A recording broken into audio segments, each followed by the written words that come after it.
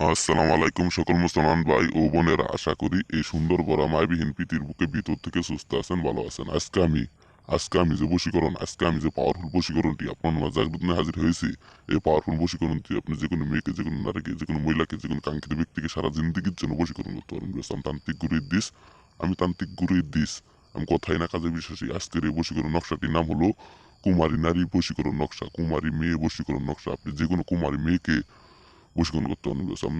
আপনি যে কোনো কুমারী মেয়েকে বশীকরণ করতে পারবেন। আপনি একটা মেয়েকে পছন্দ করেন, কিন্তু সেই মেয়েটিকে কোনোভাবে পাইতেছেন না, প্রতিষ্ঠিত আগে কোনো ভেবেই পাইতেছেন না, কিন্তু সেই মেয়েটিকে আপনি কিভাবে কাছে পাবেন, কিভাবে সারা জিন্দগির জন্য কাছে পাবেন, কিভাবে তারে আপনার মুহূর্তে চালাইতে পারবেন, আপনার কথা শুনবো, আপনার যা ইচ্ছা তাই পূরণ করতে পারবো, সেই কাঙ্ক্ষিত ব্যক্তিকে সারা জিন্দগির জন্য বশী করার জন্য আমি এই পাওয়ারফুল কুফুরি নকশাটি আপনার মাঝে জাগ্রত নিয়ে হাজির হয়েছে।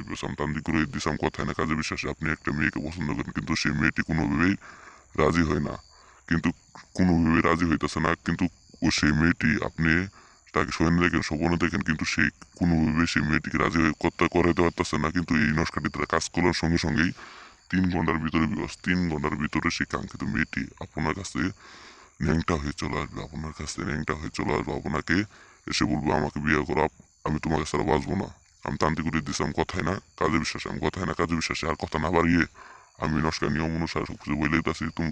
আপনারা সবাই মনোযোগ দ্বারা শুনে নেন। এই যে দেখতেছে নকশা, এই নকশাটি আপনি আমার মতো হুবহু আঁকান।